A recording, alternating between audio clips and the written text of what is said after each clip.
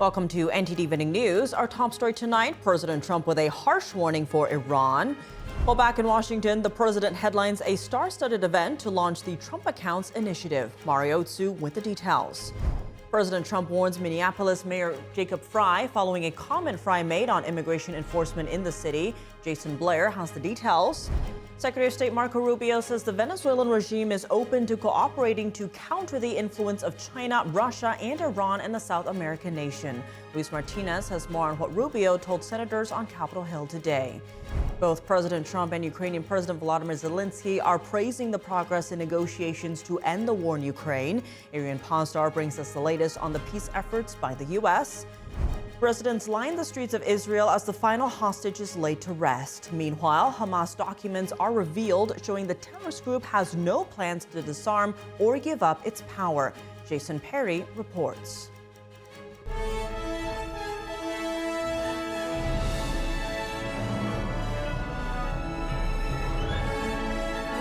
This is NTD Evening News, live from our global headquarters in New York City. Here's Tiffany Meyer. Good evening and thank you for joining us tonight. The Federal Reserve held interest rates steady after announcing its policy decision today, a pause that investors believe could extend through the spring. Fed Chair Jerome Powell didn't rule out future cuts, but indicated no immediate plans for them. Recent data shows the U.S. economy remains resilient. The unemployment rate fell to 4.4% in December, even as job growth slowed. While inflation has decreased, it remains above the 2% target. President Trump has called for sharper rate cuts. Trump also commented on the status of the U.S. dollar yesterday, saying it's, quote, doing great. Secretary of State Marco Rubio testified before the Senate on the U.S. involvement in Venezuela. Lawmakers also pressed the National Security Advisor on several crises worldwide. Our Washington correspondent Luis Martinez has the details. I certainly agree with the chairman in terms of his comments relative to Nicolas Maduro. He was bad for Venezuela, he was bad for the region, and he was bad for the United States. President Trump's actions against narco-terrorists and his capture of Maduro have made America safer. Every American should be thanking Donald Trump and Marco Rubio for what they have done. Democrat and Republican senators applauded the Trump administration's execution of Operation Absolute Resolve, which resulted in the capture of Nicolás Maduro in Venezuela. For the first time in 20 years, we are having serious conversations about eroding and eliminating the Iranian presence, the Chinese influence, the Russian presence as well. Secretary Rubio outlined a process of political stabilization that would culminate in the transition to put to an end the regime in Venezuela and restore democracy. We are dealing with people over there that have spent most of their lives living in a gangster paradise. And we are certainly better off today in Venezuela than we were 4 weeks ago.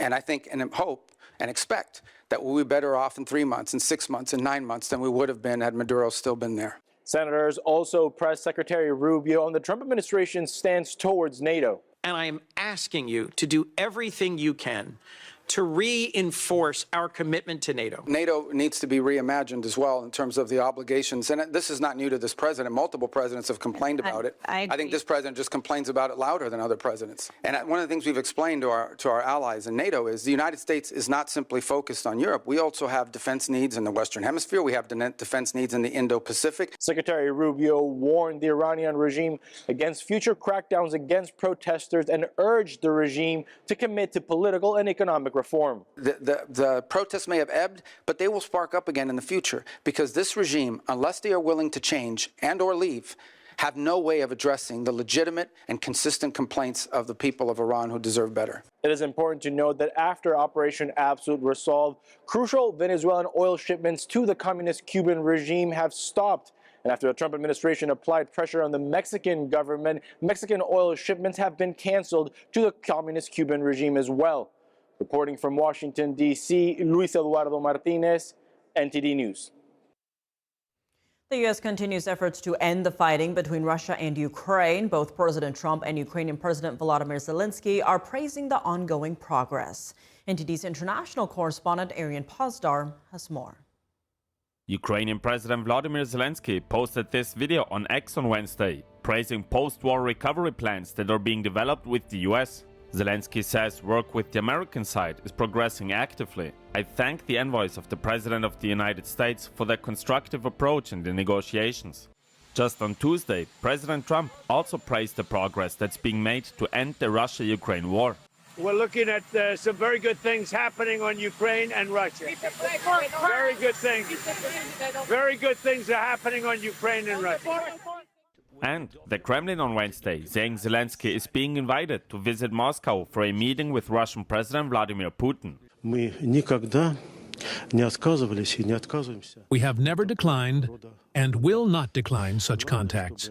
The main thing is that these contacts are well prepared. If Zelenskyy is truly ready for a meeting, we invite him to Moscow and guarantee his safety. The Kremlin official added that Putin already discussed the possible meeting with Zelenskyy during phone calls with Trump.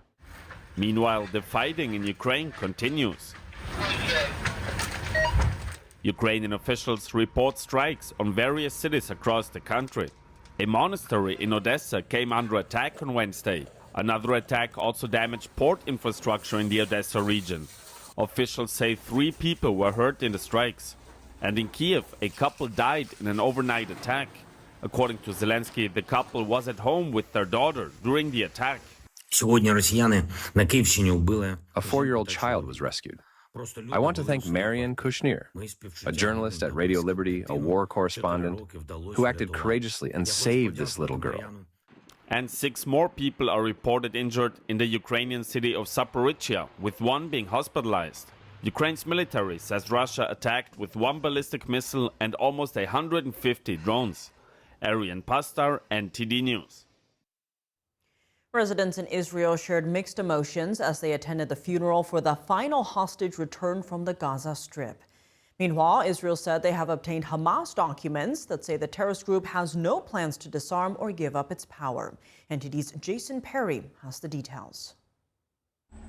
Residents in Israel lined the streets on Wednesday as the body of the final hostage was brought to its final resting place. Israeli police officer Ron Gavili was killed while fighting terrorists during the Hamas attack on October 7th. And according to Israeli officials, members of the Palestinian Islamic Jihad had taken Gavili's body back to the Gaza Strip. Gavili's parents spoke at his funeral. On that darn day, I imagined you looking into my eyes and telling me, "Do you hear? You're not going to cry. You're proud. You're proud." I'm so proud to be your father, and I miss you every second, and every minute. I love you. We love you, and we miss you. Thank you all for the honor you show us. This honor is for him, not for us. Thank you. Israeli Prime Minister Benjamin Netanyahu also attended the funeral, and he said, quote, "It's not the end yet, and that Israel will demilitarize the Gaza Strip and disarm Hamas." On the same day, Hamas police were seen directing traffic in Gaza City as it reasserts its authority in the territory. And in an effort to disarm the Iran-backed group, U.S. Ambassador to the UN Mike Waltz announced a weapons buyback program that would be internationally funded. But will Hamas give up their weapons? Israel's ambassador to the UN, Danny Danon, said he doubts they will. But don't just take Israel's word for it. Hamas put this in writing. And he said he had a manifesto that Hamas released last month. In this document, it says very clearly, it rejects disarmament, it rejects giving up political power. And in another development, the United States is apparently keeping a close eye on the upcoming elections in Iraq. President Trump posted on Truth Social that if former Iraqi Prime Minister Nouri al-Maliki is elected, then the U.S. will, quote, no longer help Iraq. Trump added that under al-Maliki's former leadership, the country, quote, descended into poverty and total chaos. Al-Maliki, who was recently nominated by the country's dominant political party, responded by saying, quote, we reject the blatant American interference in Iraq's internal affairs and consider it a violation of its sovereignty. Jason Perry, NTD News. President Trump warning Iran that time is running out to strike a nuclear deal. And in Washington, the Treasury Department is hosting a star-studded event to launch the Trump Accounts Initiative. We now go live to NTD's Washington correspondent Mari Otsu, who was at the summit today. Mari, good evening. Tiff, good evening.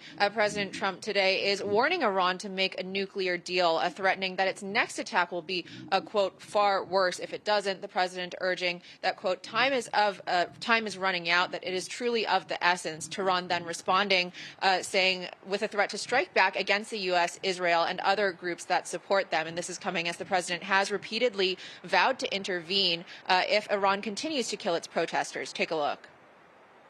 And in June, we obliterated Iran's nuclear capacity in Operation Midnight Hammer. You saw that. And they were about a month away from having a nuclear weapon. We had to do it. And by the way, there's another beautiful Armada floating beautifully toward Iran right now.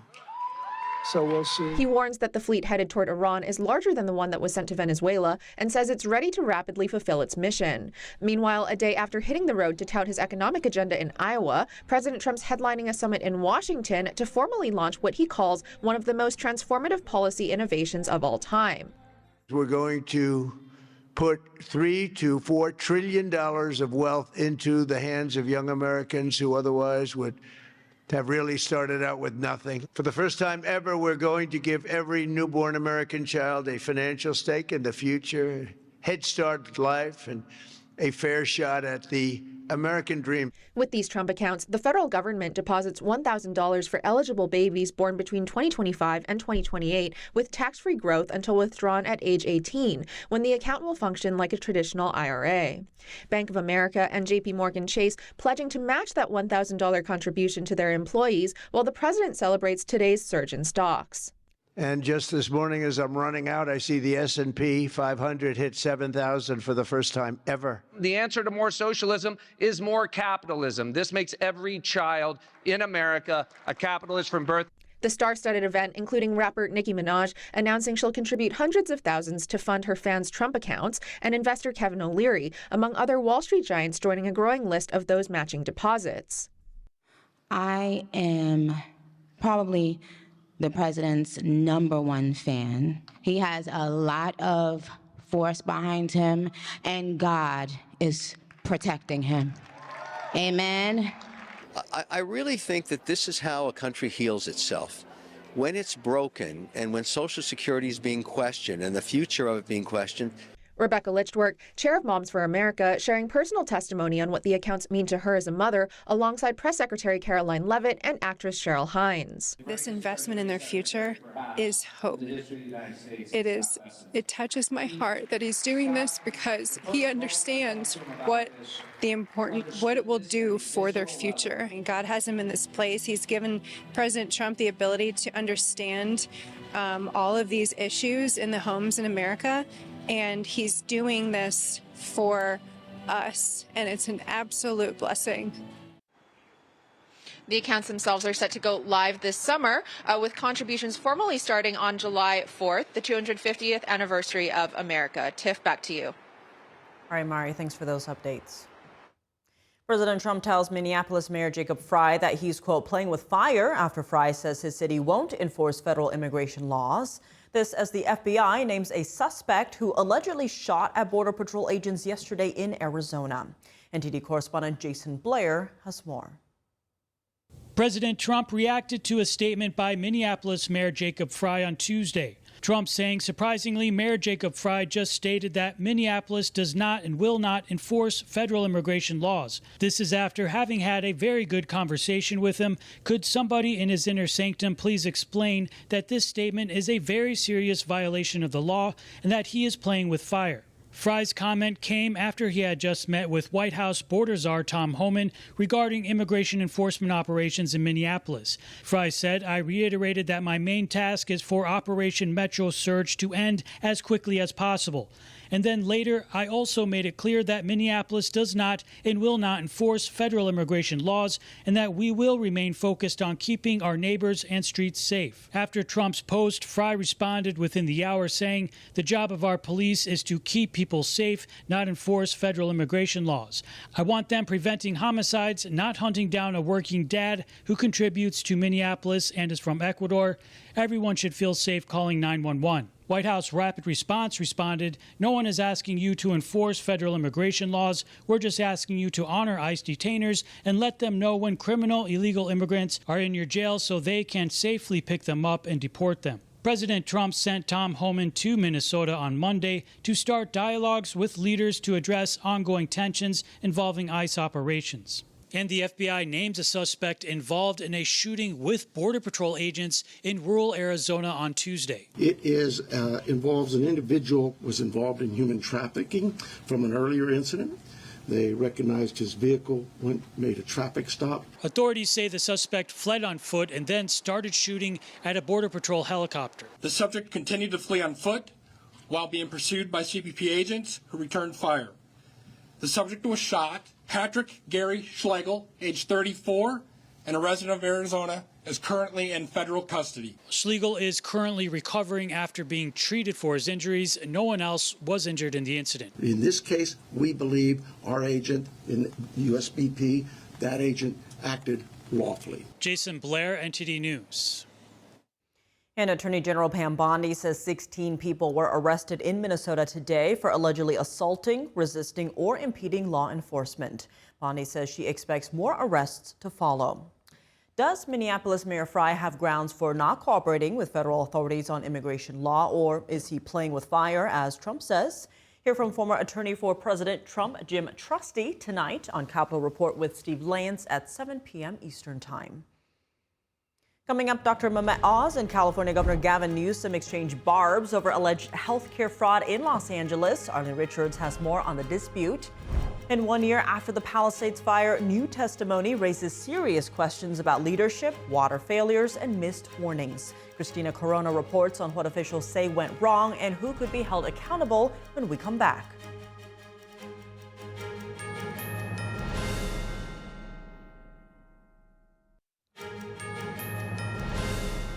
Welcome back. I'm Tiffany Meyer. The administrator of the Centers for Medicare and Medicaid Services, Dr. Mehmet Oz, says that Los Angeles is at the center of billions of dollars in hospice and home care fraud.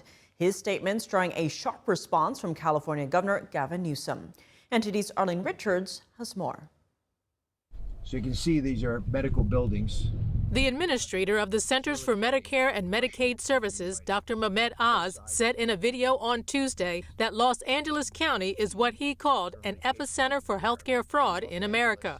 Oz attributes the fraud to the Russian and Armenian mafia, who he said seemed to have taken over the system. In this 4-block area in Los Angeles, there are 42 hospices. So either there are a lot of people dying here, or you've got a fraudulent activity that is so good that everyone wants to get in on it. This is sort of an organized crime, mafia deal where you've got folks who have systemically recruited doctors to write false prescriptions. Governor Gavin Newsom's office hit back Tuesday saying, quote, "Amazing to watch Dr. Oz play as a fraud fighter for an effort the state launched years ago." The video comes 3 weeks after Oz and the Justice Department announced a federal investigation into medical fraud in California. The U.S. Attorney, the FBI, everyone's now focused on the fact that in this state, which has about $30 billion worth of home and community-based services, most of it might be fraudulent. Meanwhile, Newsom's office has said that he signed legislation in October 2021 to curb medical fraud and abuse, particularly in the hospice industry, which came after a Los Angeles Times investigation reported what it called widespread fraud and abuse in the California hospice industry. Oz said President Trump is not going to tolerate fraud in California anymore. Unfortunately, in California, there has not been a lot of attention on these problems. That's going to change. Arlene Richards, NTD News. 1 year after the devastating Palisades fire, lawmakers are demanding accountability. A Senate investigation is now examining leadership decisions, water failures, and whether warning signs were missed. NTD's Christina Corona has more. It's been more than a year since the Palisades fire devastated parts of Southern California, and lawmakers are demanding answers. A Senate committee is investigating what went wrong. In November, Senator Rick Scott toured the burn zone and described the destruction. I went down to see the Palisades, and I was just shocked. I mean, there was just block after block, there was nothing. There was burnout homes, and there was nothing happening. When the fire broke out, fire hydrants were dry. How in God's green earth could that happen? Right? It wasn't firefighters who did that. The reservoirs were empty. The mayor was missing in action. Fire officials testified the Palisades fire may have been preventable. The fire that began on January 1st, known as the Lockman Fire, was never fully extinguished. It became a holdover fire, a well-known and predictable hazard. Another major focus was water infrastructure. Testimony revealed at least one key reservoir sat empty for 11 months. Again, who missed it? Again, it was missed on multiple fronts. It was missed by the Department of Water themselves by not being able to state that they have reservoirs empty. It was missed by the fire department by not asking the questions, are all systems online? It was missed by the Southern California Edison. All of the utility companies should be coming together having this conversation. Witnesses also criticized leadership decisions, including the lack of pre-deployed fire resources. Crawford said the after-action report was intentionally softened and failed to identify who made the decision not to pre-deploy fire engines. The main part of this investigation is to expose what happened, name names, identify the incompetence so it doesn't happen again. However, Democratic Senator Richard Blumenthal urged the federal government to release more disaster aid. Last month, Governor Gavin Newsom requested $33 billion in federal funding for Los Angeles wildfire recovery. Officials say this will be an ongoing investigation. Christina Corona, NTD News. Coming up, British Prime Minister Keir Starmer kicking off his first official visit to China. This as pressure mounts over the communist regime's spy activities and human rights violations. The Pentagon is rolling out Cybercom 2.0 to outpace China, but with Chinese hackers already infiltrating U.S. critical infrastructure, is it enough? Senators on Capitol Hill are probing for answers. That and more when we return.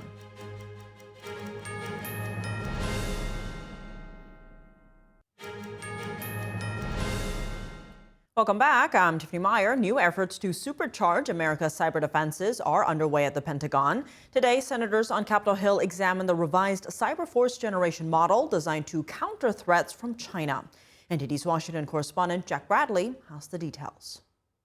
The future of war is going to be cyber. The Chinese have executed a deliberate campaign in order to compromise U.S. networks. The Pentagon is stepping up its Cyber Force plan in the face of rising threats from China. The Senate Armed Services Cybersecurity Subcommittee held a hearing on Wednesday probing what the department calls Cybercom 2.0. We're treating a cyber capability just like we would a kinetic capability. We're not sprinkling cyber on. We are integrating cyber operations into the Joint Force Commander's plan. This follows Secretary of War Pete Hegseth's major announcement last December to emphasize cybersecurity in the military. We're also rapidly strengthening our nation's ability to deter and defend against cyber attacks on Department of War and dual-use targets, including through the most comprehensive overhaul of U.S. Cyber Command since it was started 15 years ago. The plan shifts away from traditional service models and integrates the U.S. Cyber Command more closely with the military branches. And the urgency is clear. Chinese state-sponsored hackers, like we saw with the Volt and Salt typhoons over the past couple years, continue to infiltrate U.S. critical infrastructure. That means power grids, water systems, and telecommunications networks. They use stealthy tactics to hide in plain sight. Over the past few years, campaigns linked to the Chinese Communist Party have targeted U.S. telecoms and transportation. When foreign adversaries like China and Russia and Iran, they're probing and testing and challenging our systems, I would say by the nanosecond, not even enough to say daily, every single second. They're seeking any opportunity they can to degrade our command control, disrupt our operations, steal our most sensitive information.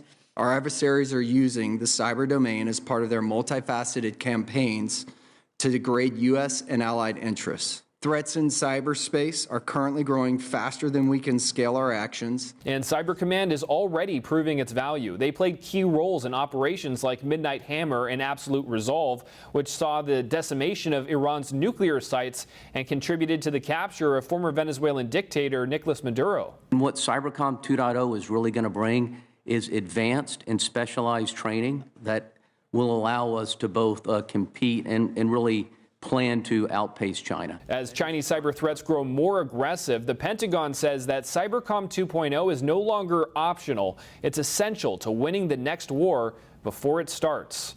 Reporting by Jack Bradley, NTD News. British Prime Minister Keir Starmer kicking off his first ever visit to Communist China alongside an entourage of business leaders. This comes as concerns mount over the Chinese Communist Party's espionage activities and its repression of human rights. NTD's Sam Wong has the details. They say that 8 days is a long time in politics. Try 8 years. British Prime Minister Keir Starmer arrived in Beijing on Wednesday for a 3-day state visit. He's the first UK Prime Minister to go to China since Theresa May in 2018. The communist regime is considered a major trading partner for the United Kingdom, but that relationship soured in recent years due to concern about espionage, Beijing's support for Russia in its war with Ukraine, and the regime's repression of pro-democracy activists in Hong Kong. Traveling with a delegation of business leaders, Starmer is slated to visit Shanghai and meet with Chinese Communist Party leader Xi Jinping. Of course, we will have to manage our differences, but that's what you do with a mature, consistent, comprehensive and strategic approach to China. We manage our differences, we take our opportunities, and we constantly think, how does this deliver for people back at home? Aside from building ties with China, Starmer is coming under pressure to help secure the release of British citizen Jimmy Lai, a former media tycoon and one of Hong Kong's most prominent pro-democracy figures. Lai was arrested in 2020 by CCP authorities and is facing a potential sentence of life in prison. It is outrageous that any British Prime Minister should go to Beijing whilst a British citizen is incarcerated, languishing, along with many pro-democracy campaigners in jails in Hong Kong and in mainland China. And just shortly before Starmer's China visit, the UK government approved a new supersized Chinese embassy in central London. That's despite pressure from lawmakers over national security concerns. The decision drew protest, with critics warning the embassy could be used as a CCP outpost to intimidate and spy on Chinese dissidents in exile. This site will accommodate hundreds more Chinese state employees. We know what that means. More interference, more influence operations, and more intimidations of people like me. Meanwhile, a recent report by The Telegraph says a Chinese spying operation has been hacking the phones of senior UK officials for years. Ahead of Starmer's visit, more than a dozen organizations issued a joint letter urging the Prime Minister to raise the issue of forced organ harvesting. It's a crime committed by the CCP against prisoners of conscience, including groups like Falun Gong practitioners and the Uyghur ethnic minority. When asked whether he would raise human rights issues with Beijing, Starmer did not go into specifics, but said that he would, quote, raise the issues that need to be raised. Sam Wong, NTD News. Joining us now to unpack Starmer's visit to China and more is Irish entrepreneur and businessman Declan Ganley. He's a friend of imprisoned Hong Kong pro-democracy activist Jimmy Lai. Declan, thank you so much for joining us. Great to have you here. Now, Starmer's China visit comes less than 2 months after a Hong Kong court convicted Jimmy Lai. I know you're good friends with him. Starmer said he'll, quote, raise issues that need to be raised. How important is it that he push for Jimmy Lai's release during this trip? Well, it's extraordinarily important. There are a number of backdrops to the Starmer visit. One is last week's approval of the mega embassy, the Chinese mega embassy in London, in the old Royal Mint building and site. It was a massive concession to communist China, and it is something that a lot of people are very upset about in Great Britain. Of course, the new revelations that have just come out about the Salt Typhoon spying the hacking of phones of leaders in number 10 Downing Street over the last several years. It's very, very serious. And frankly, in the context of these things, diplomatically speaking, the release of British citizen Jimmy Lai so that he can go back to the UK and be given his freedom after this torture that he's been put through of years of solitary confinement, of being denied his religious rights while in prison, denied to be able to practice his faith and do other things, not to even mention the trumped up charges and the farcical trial process to release Jimmy back to the UK is the absolute minimum that should be expected from this visit. And I hope to see Jimmy returned to his family and returned to the country of his citizenship as a result of this visit. It should have happened a long time ago. And if Jimmy's case doesn't get brought up, would that tell you something about where relations are headed between the two countries? Is the UK perhaps softening its security concerns around China and failing to stand by its values? I find it difficult to believe that it wouldn't be brought up as a major issue. And if it wasn't brought up, if it isn't brought up, there are enormous questions to be asked as to why. And it would mark a crossing of a Rubicon in terms of Britain not being willing to stand up for the most basic right of its citizens in a jurisdiction where the agreement that Communist China entered into for the handover of Hong Kong has long since been cast aside, and underlines to me and underlines to people in Britain and all around the world that China cannot be trusted, that it will not be good to its word, and that when it was willing to tear up and disregard the agreement that it set in place with Britain for the handover of Hong Kong, how could it be expected to respect any other agreement? Now, as to the mega embassy, as you mentioned earlier, Starmer is saying that it is in our national interest to engage with China, adding that the relationship brought huge opportunities. Many say that this China trip was dependent on that recent approval of that mega embassy in central London, which human rights activists are up in arms about. What concerns does that embassy raise for you? Well, I mean, they've been widely reported, but for example, the site is in the city of London, which is the financial capital of one of the key financial capitals of the world. And the activity that goes on there, it's been very widely reported, the vital communications cables that passed through that site and under that site, the proximity to key infrastructure to one of the world's most important financial capitals is alarming. And the fact that you are going to have a concentration of communist Chinese activity in that location is something that has caused great alarm for those that have been observing this. Now, and then on the back of this, the revelations in the British newspapers, in the Daily Telegraph and others yesterday and today, of the hacking of senior figures at number 10 Downing Street, at the top levels of British government, is again a cause for grave concern. And people may say, well, we know that they do this anyway. And it's something indeed that I've said on your own TV channel in previous years, going back to 2019 and even earlier, that this is something that was going on and would be going on. We can't keep rewarding it. The communist China has denuded the West and Britain. It's played a large part in denuding it of industrial capacity and might. Great Britain was once the workshop of the world. That has now moved to communist China. And I think that the continuation of policies that reward communist China and continue to shift manufacturing and industrial capacity to China and out of places like Great Britain, I think, and of course Europe and indeed the United States, these have done enormous damage to Western capacity, to our national security, to our economy, to our economic interests, and this has to stop. Well, Declan Ganley, thank you so much for joining us. Thank you. Coming up, Amazon is laying off thousands of corporate employees. This comes as AI reshapes the tech industry. David Lamb reports.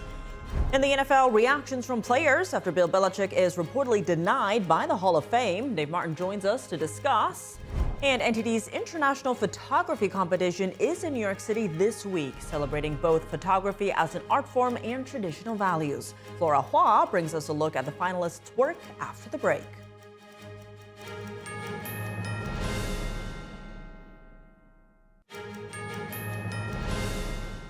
Welcome back. I'm Tiffany Meyer, and one of NTD's exclusive arts and culture events is happening right now. The NTD International Photography Competition is exhibiting its finalists' works this week at New York City's Salmagundi Club.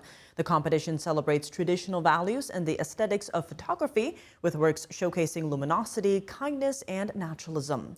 Photographers around the world submitted their works. NTD's Flora Hua was there for the opening day, and here's the story. When was the last time you saw a picture so beautiful that you wanted to save it as your wallpaper? Truly beautiful and powerful visual art can touch our heart and connect us. I certainly had many moments like that while walking through the finalist exhibition of NTD's photography competition. Let's take a look. NTD's photography competition has two categories: social relations and humanity, as well as nature and landscape. I think good photography, right now we have a lot of division in the world where we are failing to see the common humanity in each other. And if we can just remember that we're all created, by a creator who loves all of us the same, if we can see that in each other, it will begin to bring us back together instead of growing further apart. Gina Pottinger is a professional photographer with a 25-year career, and this is the first time she ever took part in a competition. I think this is an incredible event. I thank the Epoch Times and NTD for putting it on. Seriously, this is a gold mine for the city of New York. James Azair from Kansas City, Missouri loved this exhibition. He shared with us the story behind his photograph, a village in France called Rocamadour.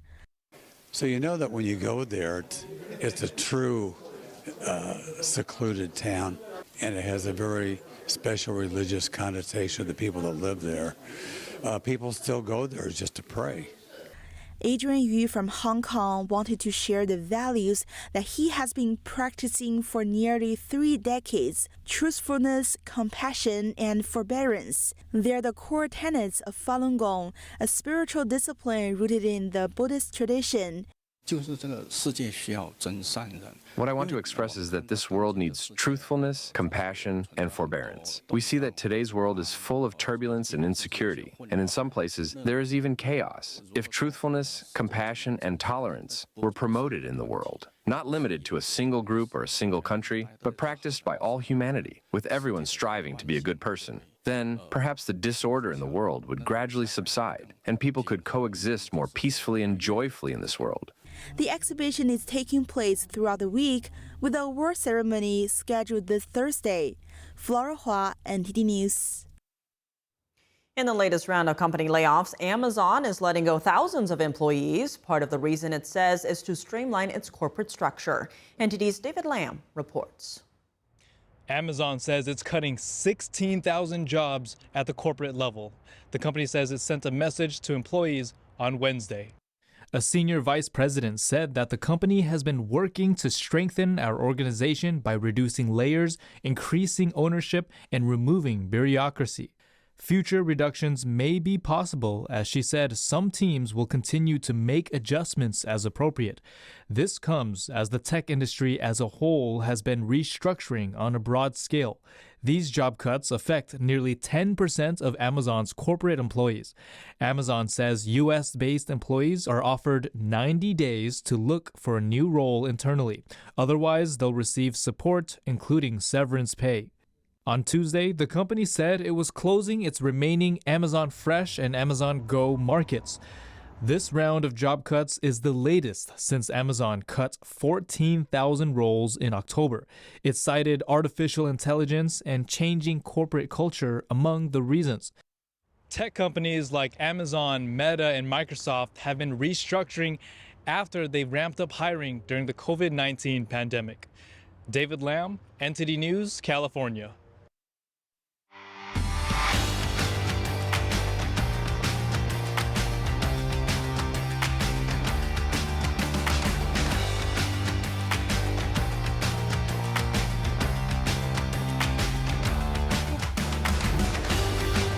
And now for your sports news, we're joined by NTD's Dave Martin. Dave, we've got tennis, golf, and college football news. But let's start in the NFL, as Tom Brady has joined the list of those questioning the reported voting to not elect former Patriots coach Bill Belichick to the Hall of Fame. What's going on here? I think that's what everyone wants to know at this point, really. Bill Belichick, he's the most decorated coach in NFL history. He's won 6 Super Bowls. No one else has won 4. He's got 333 career wins. That's playoffs and regular season. Only Don Shula has more wins. I could go on for his accolades. Now, on the other hand, though, he was implicated in the sign-stealing scandal back in 2007 after the Patriots were found to have been filming defensive signals from the New York Jets. Now, the Patriots were docked a first-round pick and had to pay a $500,000 fine. So maybe there's some resentment for that from some of his peers. We don't really know. But this report that he fell just short of the Hall of Fame vote on his first try was reported yesterday by ESPN, but is yet to be confirmed. Now, Tom Brady was pretty stung by the voting, saying, he doesn't understand. Chiefs quarterback Patrick Mahomes weighed in as well. J.J. Watt, former NFL defensive star. Pretty much they all are confused about it.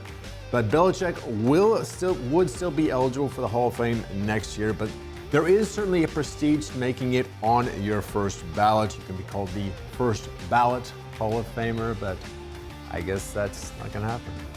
All right, well, name that makes sense there. Looking at college football news, though, yesterday we discussed former Duke quarterback Darren Mensah being allowed to enter the transfer portal after agreeing to a settlement with the school. What is the latest here? Has he picked a school? Yeah, Mensah told On3.com that he is committed to Miami. Now, that's not really a surprise. The Hurricanes were kind of rumored to be the team he was heading to when news broke, around the time where he wanted to enter the transfer portal, which is about a week and a half ago. Now, I don't think it's any surprise that Mensah makes Miami really instant title contenders again this year. He was arguably the top quarterback to enter the transfer portal. And this is the 3rd straight season that Miami has gotten a big-time quarterback in the transfer portal. They got Carson Beck last year and then Cam Ward the year before. Ward ended up being the first pick in the NFL draft. Now, meanwhile, Mensah is going to have to face Duke next season, though. Both these teams play in the ACC. Duke will face Miami on November 14, but it will be in Miami. But that could be kind of interesting, I would think. See if there's any bad blood. Yeah, I would think there may be a little bit, even if they don't want to admit it. Well, moving to golf news, former Masters champion Patrick Reed announced his intentions to leave LIV Golf and return to the PGA Tour today. Will he be eligible to immediately join the PGA Tour? No, the PGA said he would be eligible, he'll return, I should say, in September, which would still make him eligible to play in the FedEx Cup events in the fall. Now, the FedEx Cup is basically the PGA's playoffs with a lot of prize money awarded. But Reed will not be eligible for any of that player equity. That's all the way through 2030. Now, that's similar to the agreement that Brooks Koepka came to earlier this month when he went back from LIV back to the PGA Tour. Now, the player equity program came about in 2024, really as a way to offer players an incentive to stay with the PGA, now as opposed to going to LIV where a number of players went. They've already handed out roughly $1 billion of player equity to approximately 200 players. That's an average of about $5 million per player. So not small change here. So maybe Patrick Reed really wants to come back. Well, shifting gears to tennis, last night Novak Djokovic advanced again at the Australian Open because of an opponent's injury. Yeah, I don't remember the last time I saw this happen on such a big game. I mean, this is the quarterfinals of a Grand Slam. Lorenzo Musetti, ranked 5th in the world, won the first 2 sets against Djokovic. Then, early in this 3rd set, he kind of pulled up lame while going for a ball, took an injury timeout. They worked on his thigh. He tried to go for a couple more games, and then he had to retire due to injury. Now, he clearly was not able to move well at all at the end there. So Djokovic will advance after not even winning a set there. He said afterwards he was lucky this time. Now, he'll face Jannik Sinner in the semifinals in a couple of days. Sinner beat 8th-ranked American Ben Shelton yesterday, earlier this morning in straight sets to advance. So tonight, or actually it's going to be earlier tomorrow morning, the women's semifinals will take place. It'll be number 1 Arina Sabalenka against 12th-ranked Elina Svitolina, and then that'll be at 3:30 a.m.